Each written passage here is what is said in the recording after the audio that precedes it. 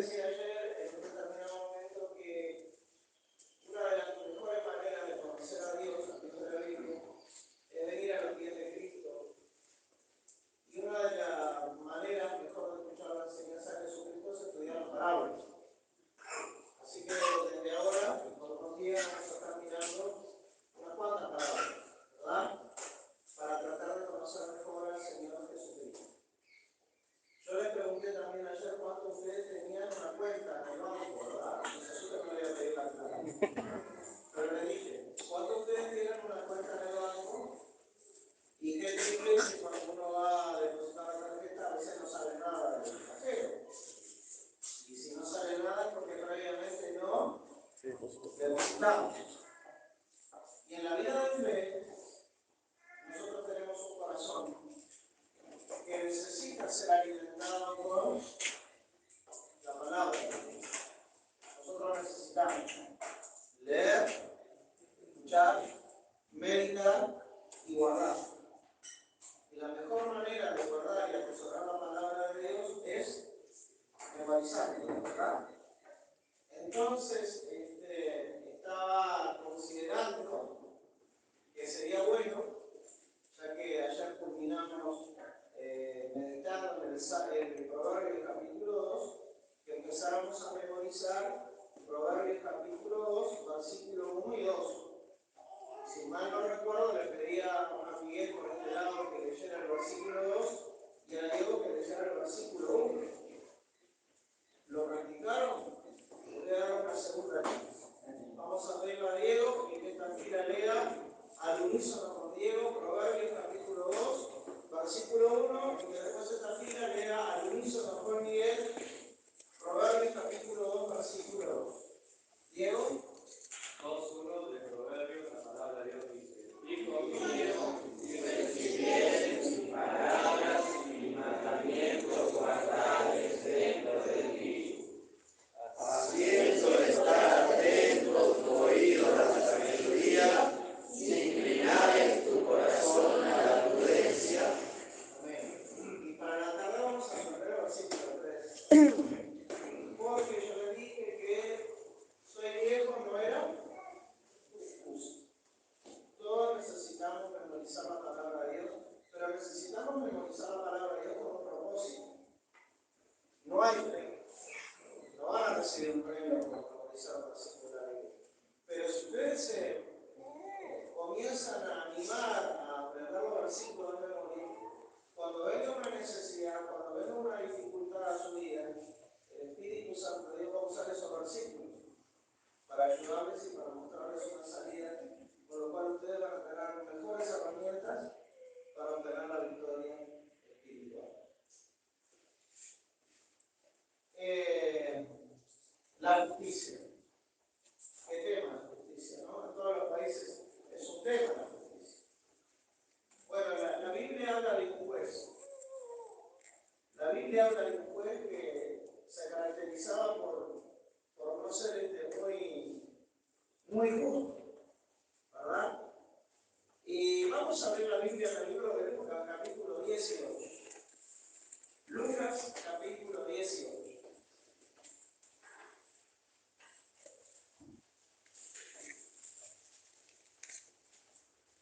En esta mañana vamos a comenzar una serie de parábolas.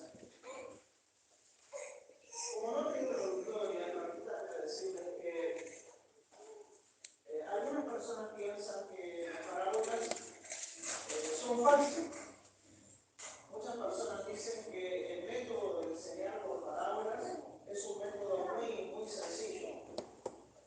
Cuando yo era pastor allá en Tacuarembó, un hermano que era rodeo, siempre me decía: Alberto, ¿por qué no usas parábolas para enseñar? Porque el Señor Jesucristo usó mucho.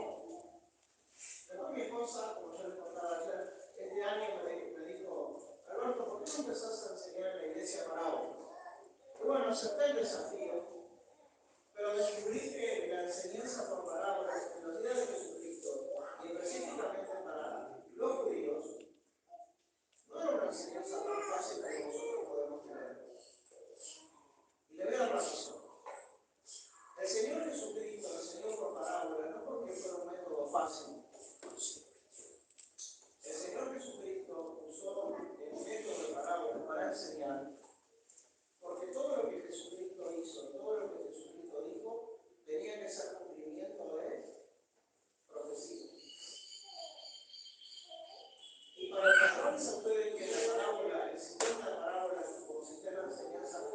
específicamente para los judíos, no era muy fácil. Rubí lo va a leer para nosotros, Isaías capítulo 6, Rubito, versículo 9 y 10. Isaías capítulo 6, versículo 9 y 10. Y dijo, andad y di a este pueblo, oíd bien, y no entendáis, ved por cierto, mas no comprendáis. Engruesa el corazón de este pueblo, y agrava sus oídos, y ciega sus ojos, para que no vean con sus ojos, ni oigan con sus oídos, ni su corazón entienda, ni se conviertan, y hayan para ellos sanidad. Qué tremendo lo que dice ese texto, ¿no? Era un juicio de Dios. Tenían la oportunidad de escuchar, tenían la oportunidad de oír, pero no de entender. ¿Y por qué? Porque el pueblo de Israel había sido un pueblo duro, de dura salida con Dios. Por eso el Señor Jesucristo usó muchas parábolas, para que ellos escucharan, pero si no era por el Espíritu de Dios, no iban a entender absolutamente nada. Que Dios nos ayude, porque Dios nos ha dado dos oídos, y que Dios nos ayude para oír, pero también para entender, y como dice Santiago, ¿no? Señor, haga en nosotros oidores, pero más que oidores, hacedores de la palabra. Que Dios nos ayude a no ser tan solamente oidores, sino hacedores de la palabra de Dios. Vamos a orar. Amado Padre Celestial, es una necesidad en la vida de cada uno de nosotros, porque cada uno de nosotros, los que somos tus hijos, estamos confrontados con tu palabra cada día.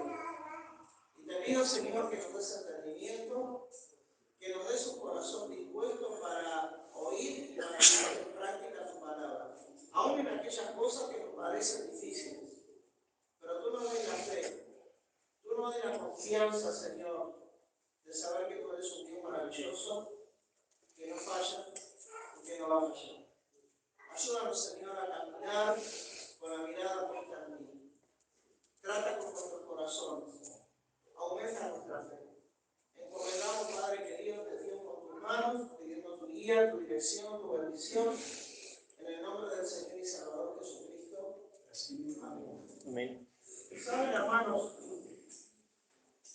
Quizás después de que Rodrigo leyó Isaías capítulo 6, versículos 9 y 10, podamos entender con más claridad por qué los judíos, teniendo al propio Señor Jesucristo delante de ellos, muchos no le creyeron.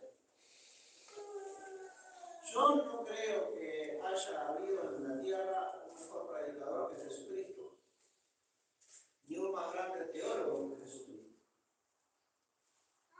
Sin embargo, a lo suyo vino y a lo suyo no la recibió. Qué privilegio haber creído en Cristo Jesús. Qué privilegio tener a Cristo en el corazón. El que tiene al Hijo tiene la vida eterna. Y yo espero que muchos de los que están hoy acá le tengan a Cristo como Señor y Salvador. Y si no le tienen, tenemos problemas, nuestra oración y nuestro deseo, que le puedan conocer. El que tiene al Hijo tiene la vida eterna. Que Dios nos dé un corazón lleno de fe para poder creer. Vamos al libro de Lucas, capítulo 18. Había un juez. Yo no sé si él estaba sentado en un amplio escritorio, en una silla cómoda, pero ahí estaba el juez. Y cada mañana, dice la palabra de Dios, aparecía una viuda para decirle: hazme justicia. Bueno, eso se supone que es lo que tiene que hacer el juez. Justicia. ¿Verdad? Este pasaje nos enseña de que los siglos van pasando, pero que las cosas no mudan, porque el corazón del hombre es el mismo. Lucas capítulo 18, versículo 1 y 10. También le refirió Jesús una parábola sobre la necesidad de orar siempre y no desmayar. Amén. Esa es una necesidad de quién? no es de ustedes, es mía también. Es de cada uno de nosotros. Nosotros necesitamos orar. Y Jesucristo quiere enseñarnos que necesitamos orar, pero ¿cómo? Persistentemente. Persistentemente. Uno dice así. Estos son dichos, ¿no? Que a veces se usan. Si yo oro, con fe, ya está. Algunos dicen eso. Está bien. ¿Qué dice Jesús?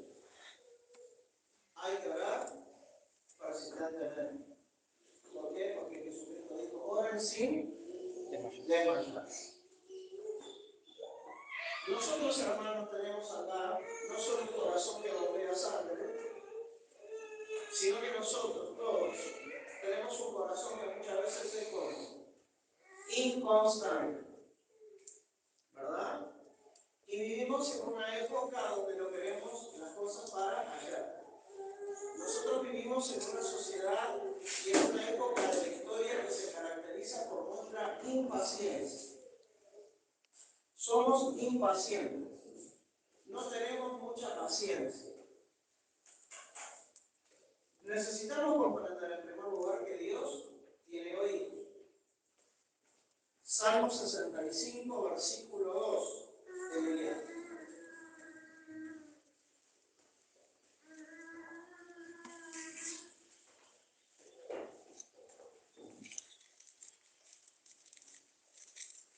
Tú oyes la oración, allí vendrá toda la carne. Así que tenemos un Dios que no es sordo.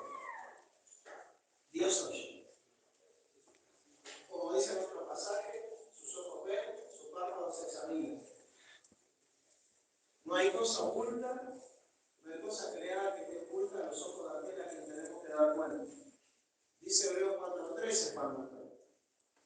¿Ustedes recuerdan que somos no?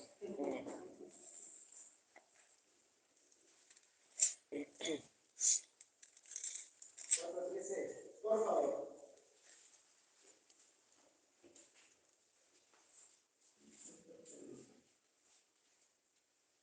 Y no hay cosa creada que no sea manifiesta en su presencia. Antes bien, todas las cosas están desnudas y abiertas a los ojos de aquel a quien tenemos que dar cuenta. Ese no es solo un versículo para asustarnos, es un versículo para darnos confianza de que no hay necesidad que sea tan secreta que Dios no la sepa. Así que animémonos a orar. Seamos animados para orar. Es necesario que oremos siempre, sin desmayar. El problema es que nosotros somos inconstantes y uno de los problemas que nosotros tenemos es que oramos circunstancialmente. ¿Qué quiero decir con esto? Se levanta una necesidad. Oramos un día, oramos 2 días, oramos 3 días, oramos 4 días y medio. Somos seres humanos. Se rompió la bomba de agua en el campamento. Una necesidad. ¿Verdad? Bueno, es fácil, consultamos a un técnico. El técnico se quebró la pierna. Ah, pero hay otro más lejos, se quebró el brazo. Vamos a orar. Contábamos con los técnicos y los dos no pueden venir. Entonces, ¿qué hacemos? Oramos. ¿Verdad? Y oramos. Y oramos. Y a veces llega la respuesta inmediata. Pero se enfermó una hermana en la iglesia, tuvo un accidente. Y ahí, otra necesidad, otra oración. La vida es dinámica. Y tenemos la tendencia a veces de no perseverar en la oración. A mí me gusta mucho la expresión que usa el apóstol Pablo en el libro de Colosenses capítulo 1. Dice un hermano, no vamos a suponer que tenemos una iglesia imaginaria, y un hermano de la iglesia imaginaria dice, Pablo, hoy es día de la reunión de oración. Vamos a la reunión de oración. ¿Y por qué oramos? ¿Cuál sería la mejor oración que yo puedo hacer?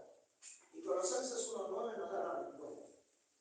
Cuando tú no sepas cuál va a ser el motivo por el cual vas a orar hoy, acordate de este texto. Diego, Colosenses 1:9.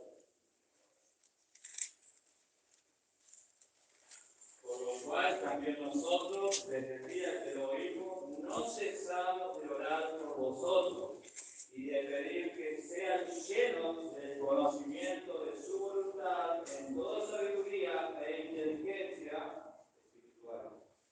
¿Y quién no necesita eso? Así que cuando uno dice, no sé, ¿cómo puedo orar por mi hermano? Ahí hay un buen consejo. Señor, que mi hermano en Cristo pueda ser lleno de todo tu conocimiento. ¿Quién no necesita ser lleno del conocimiento de Dios? Todos lo necesitamos. Y en el versículo 10 de Colosenses 1, para que andéis como es digno del Señor, agradándole en todo, llevando fruto en toda buena obra y creciendo en el conocimiento de Dios. ¿quién no necesita eso?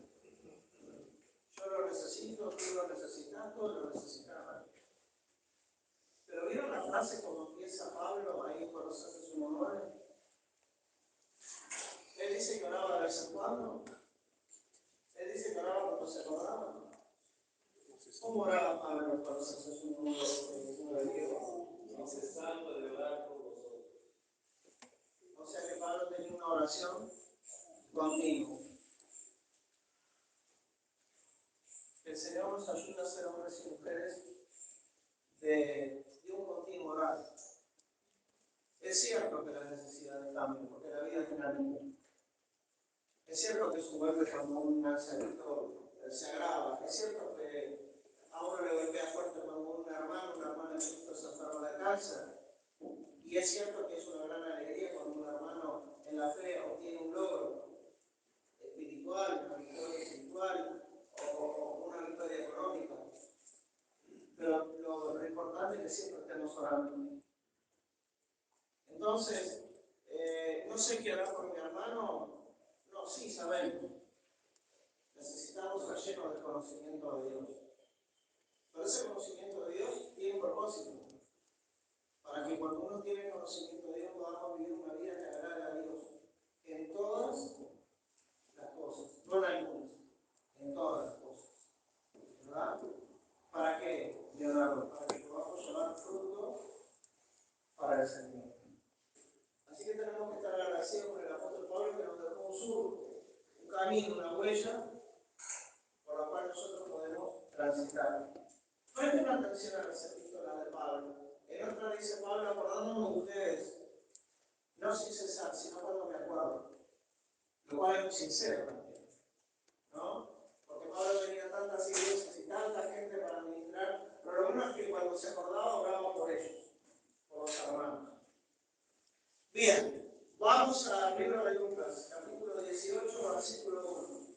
La importancia de la oración perseverante. Y propuso también una parábola sobre que es necesario orar siempre y no desmayar. Diciendo, había un juez en una ciudad, el cual ni temía a Dios ni respetaba a hombre alguno. Y dice la palabra que había una viuda. Esa expresión había es la misma que encontramos en el capítulo 16 del libro de Lucas. Así que probablemente esta sea una historia real. ¿Se acuerdan cómo empieza el libro de Lucas, capítulo 16? Había un hombre rico, ¿verdad? Sí. Versículo 19. ¿Lo tienen ahí? Sí. Había un hombre rico. Era real. Es el nombre de Lázaro, ¿no? Era un hombre rico, existió. Así que este juez probablemente haya existido. Lucas capítulo 16, versículo 19, con Lucas 18:1 comienza con la palabra vida. Ahora,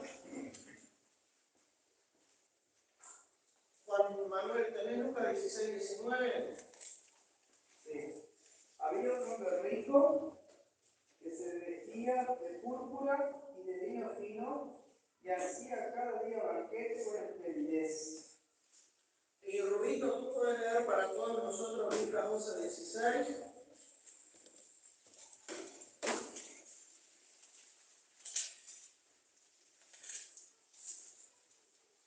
También le refirió una parábola diciendo: la heredad de un hombre rico había producido mucho. Amén. Para Leonardo está ahí, que se desespera porque dice: ¿qué tiene que ver el hombre rico con el juez y con el otro hombre rico? ¿Sabe quién es un común denominador? El hombre rico hacía banquete para esplendidez para sí mismo. El otro hombre rico del cual leyó Pedro, Rubén, en Lucas 12:16, también vivía para sí mismo. ¿Cómo yo me doy cuenta de esto?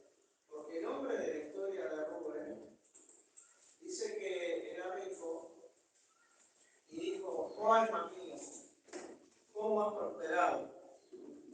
Voy a hacer mis graneros más grandes. Los tres tienen una característica común: el juez nunca pensó en Dios. El que hacía banquete pensaba en autogratificarse o ser feliz comiendo. Como dicen los incrédulos, pasando la bomba, ¿no? Satisfaciéndose a sí mismo. Y el otro levantó un monumento al egoísmo. ¿Cuánto ha producido mi granero? Mejor dicho, ¿cuánto ha producido mi cosecha? Voy a hacer mis graneros más grandes. Y después dijo Rubén: alma mía, gózate y alégrate. ¿Y cuál fue la respuesta del cielo? Necios. ¿No saben que esta noche vienen a pedir por su alma?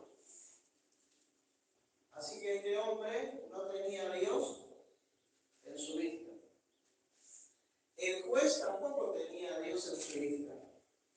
Y el otro hombre de Lucas, capítulo 16, tampoco tenía a Dios en su horizonte. Cada uno de ellos vivía para sí mismo.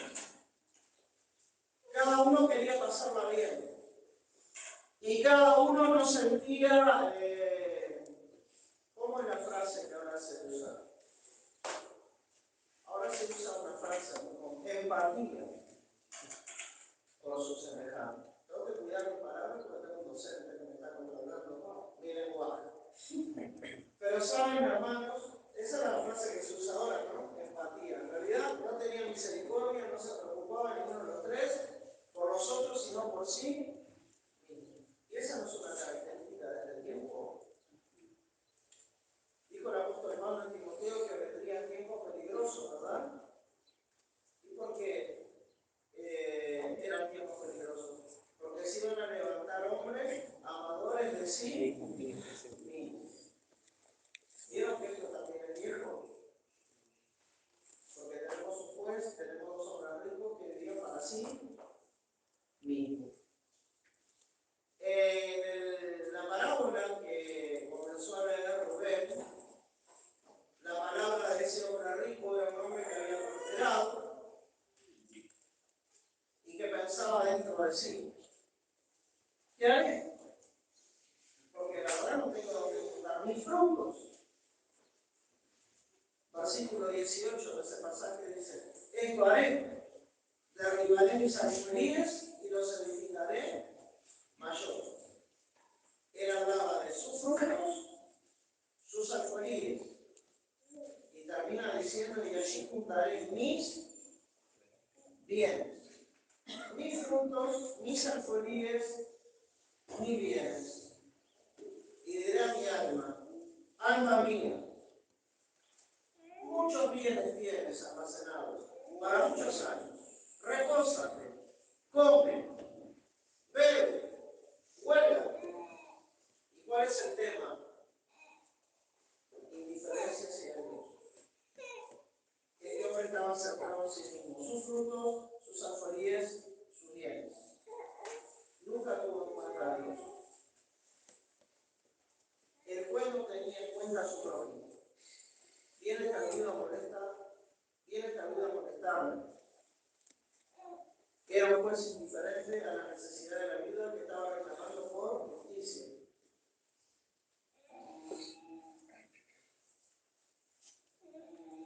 queridos hermanos y hermanas, nosotros como cristianos, si nos enfriamos y somos indiferentes a la necesidad de nuestros hermanos en Cristo y a la necesidad de nuestros incrédulos alrededor, podemos caer en el pecado de la indiferencia. Y si yo soy indiferente, no voy a orar. ¿Por qué? Porque soy indiferente.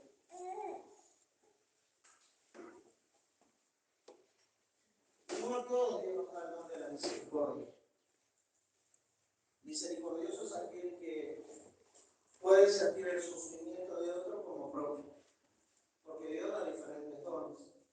No todos somos misericordiosos, ¿verdad? En un cuerpo no todos somos ojos, no todos somos hígados, no todos somos oídos. Dios da diferentes dones. Pero una cosa que el cristianismo enseña es orar desde sus raíces. Orar sin cesar. Cuando te duele la columna, el cuerpo lo siente. Y cuando estás atacado del hígado, también el cuerpo lo siente, ¿verdad? Porque somos un cuerpo. No somos seres individuales. Yo siempre digo, la iglesia es un organismo viviente. Pero la iglesia local, tu iglesia, mi iglesia, nuestras iglesias, no son cooperativas de vivienda. Cuando uno está en una cooperativa de vivienda o en un club de fútbol, mientras uno pague la cuota social, al otro no le importa cómo vivas. Pero cuando tú eres miembro de una iglesia local, tu conducta, tu manera de pensar, sí afecta a otros. ¿Por qué? Porque somos un organismo viviente. Entonces uno no puede decir, yo voy a vivir la vida como quiero, a ti no te importa, sí importa, porque somos un cuerpo. No piensen ustedes que esto es una enseñanza relacionada solo con el Nuevo Testamento. ¿Ustedes se acuerdan qué pasó con el pueblo de Israel cuando siguieron el mal consejo de aquel profeta mercenario que fue contratado por el rey? Exactamente. Él le dijo, si ustedes quieren perjudicar a los israelitas, usen a sus mujeres. Invítenlos a las fiestas, invítenlos a tener sexo, eso va a traer pecado. Y el pecado va a hacer que el pueblo de Israel sea frenado.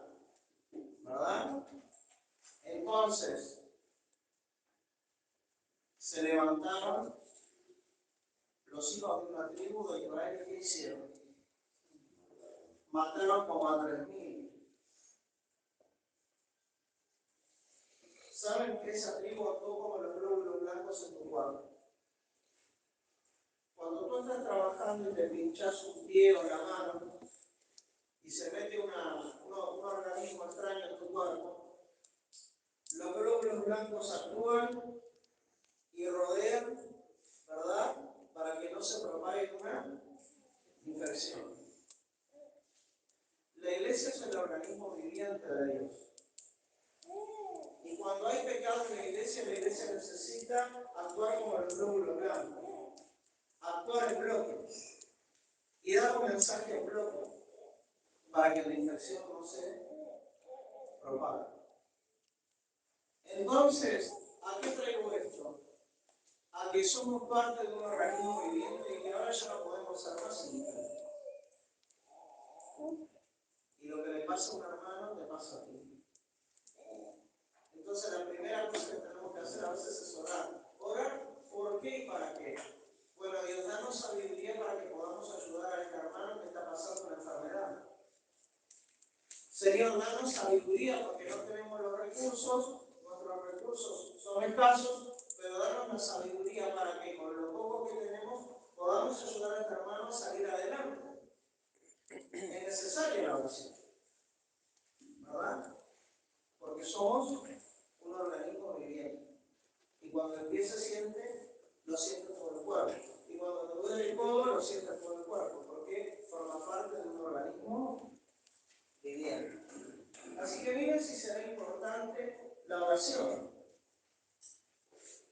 Ahora, había en esa ciudad, dice el versículo 3, una viuda, la cual venía él diciendo, hazme justicia del adversario. Pero ¿cómo respondió el juez? Miren qué interesante, leyendo el versículo 4 de Lucas 18. Y él no quiso por algún tiempo, pero después de esto dijo dentro de sí, aunque ni temo a Dios ni tengo respeto a hombre. ¿Qué hombre, no? No quiso. Dice que no quiso hacerle justicia a la viuda por un tiempo. No tenía la mínima empatía, no tenía la mínima preocupación por solucionar el problema a esta viuda que le estaba reclamando por una necesidad real. No tenía la más mínima preocupación por la necesidad de los demás. Y algunos entendidos decían que solo el soborno podía actuar como una apelación ante este juez. Como que los jueces en aquella época, si querían a la gente justicia, iban a tener que poner dinero para que el juez procediera. No parece muy antiguo, ¿no? Parece más bien de ahora. Así que los jueces en aquella época actuaban conforme a su propio interés. Y esto plantea un problema para la viuda. Porque la viuda de repente no tenía dinero para ganarse el apoyo del juez. Tercero, vamos a leer el versículo 3, Diego.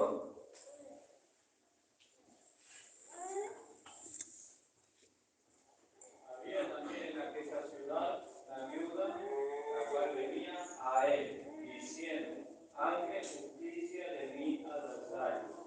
Así que si era viuda, no es que no tenía un esposo o un pariente varón para presionar a favor de su caso.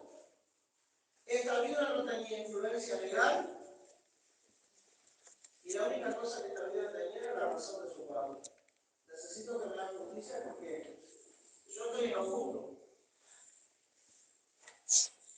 Y saben algo interesante esta viuda, ¿no? ¿Qué pide ella, hermano? Justicia. No pidió venganza. Es interesante, ¿no?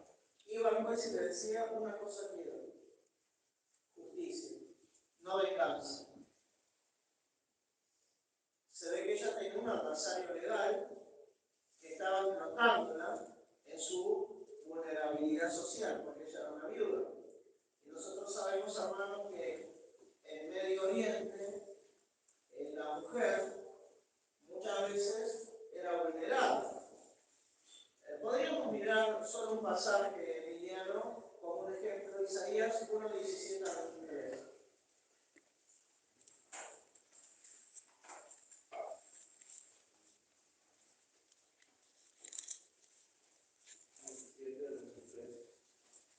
Sí, del 17 al 23.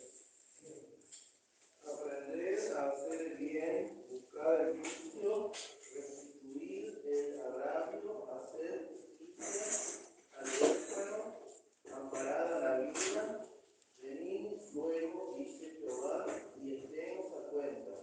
Si vuestros pecados fueren como la grana, como la nieve, serán emblanquecidos. Si fueren rojos como el carmesí, vendrán a ser como blanca lana. Si quisiereis y oyereis, comeréis el bien de la tierra. Si no quisiereis y fuereis rebeldes, seréis consumidos a espada, porque la boca de Jehová lo ha dicho. Gracias, Señor. Así que Dios les había enseñado a los israelitas que debían defender a la viuda. Y pasaban los siglos, pero parece que no habían aprendido nada. Pero ellos seguían, hazme justicia. Era un pedido imposible. Se supone que no, porque no era juez. Y él estaba para hacer justicia. Pero como esta mujer insistía, cuando llegamos al versículo 4 parece que hubo un cambio en el interior. Hubo un cambio en el interior del juez. Y él no quiso por algún tiempo, pero después de esto dijo dentro de sí, aunque ni temo a Dios ni tengo respeto a hombre. Versículo 5. Sin embargo, porque esta viuda me molesta, le haré justicia, no sea que viniendo de continuo me agote la paciencia.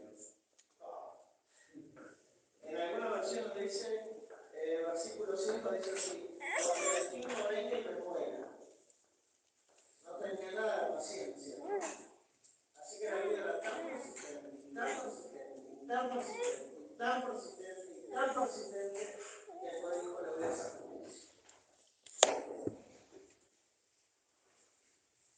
¿Cuál es la moraleja de esto? ¿Cuál es la enseñanza? Versículo 6.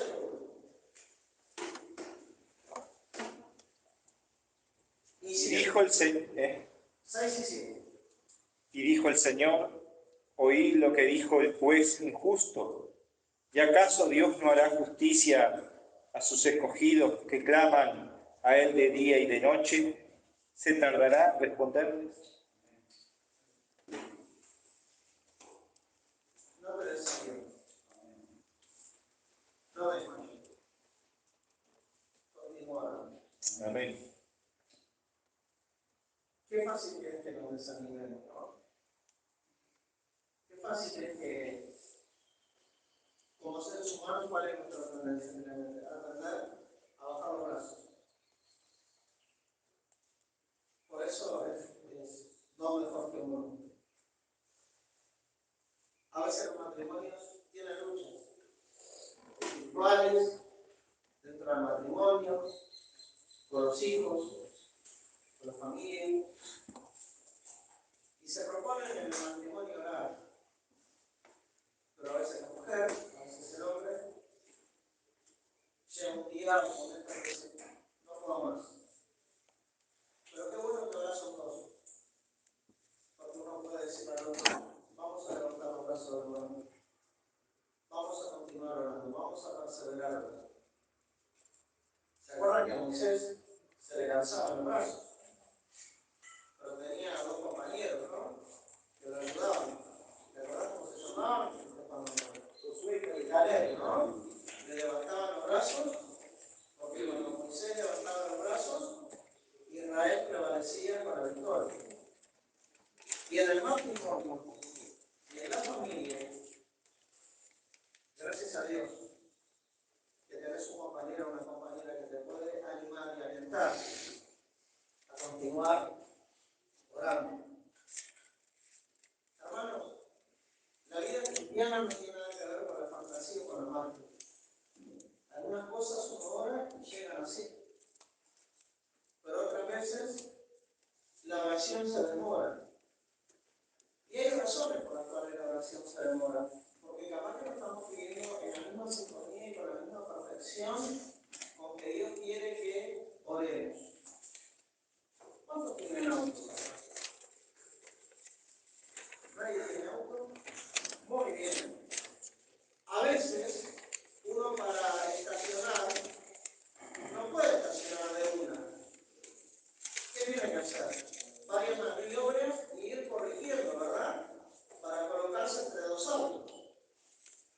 O para salir. A mí me gustaría a veces ser rico como Bruno Díaz, como Batman. A veces me gustaría tratar la camioneta y ¡pum! Salir sin abrir el portón. Pero no puedo, porque no soy Bruno Díaz, no soy millonario. Entonces muchas veces tengo que abrir el portón y salir con cuidado.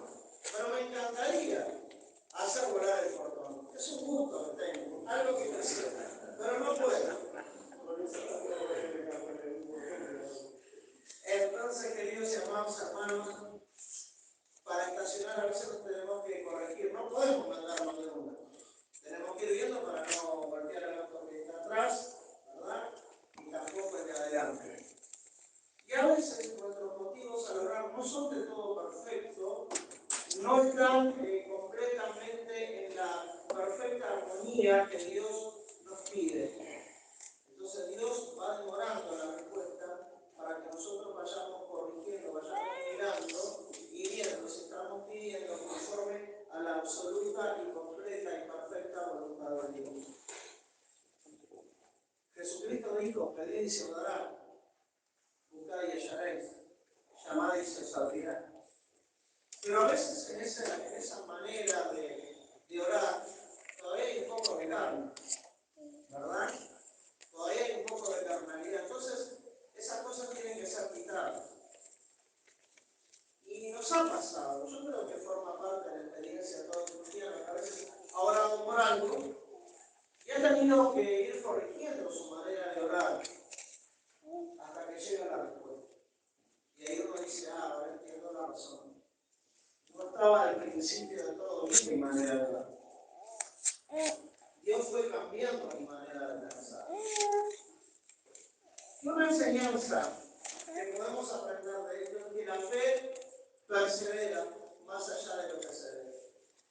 Jesucristo dijo, si un juez injusto obra así, ¿cuánto más nuestro Padre amoroso y celestial no hará justicia a sus escogidos?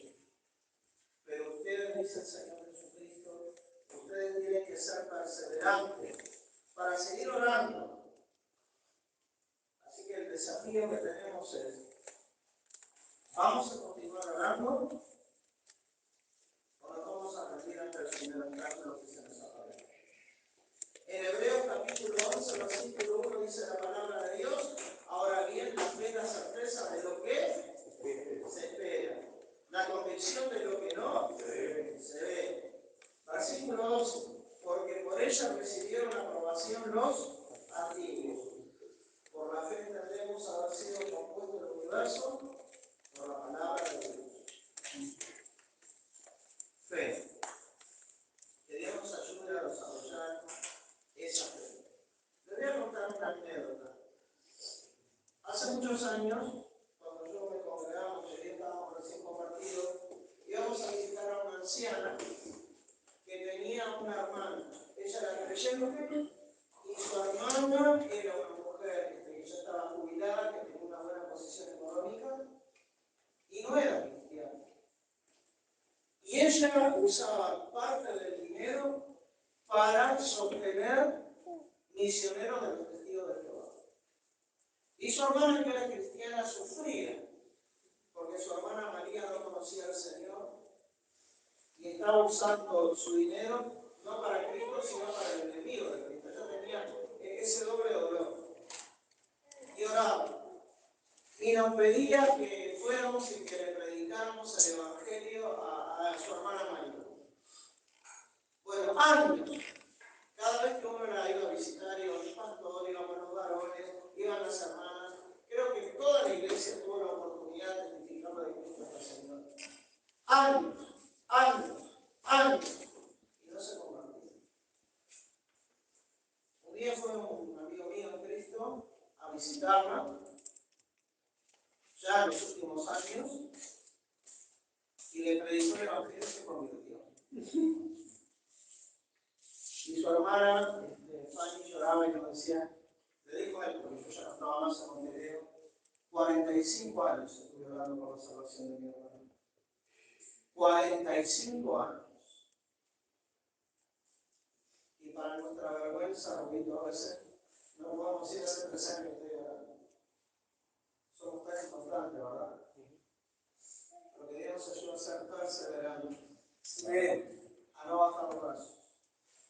Orar sin cesar. Porque tenemos un Dios que no es sordo, no es ciego. Me gustaría cerrar un poquito con Isaías capítulo 59, versículo 1, para que nos animemos a orar sin temor. Versículo 1.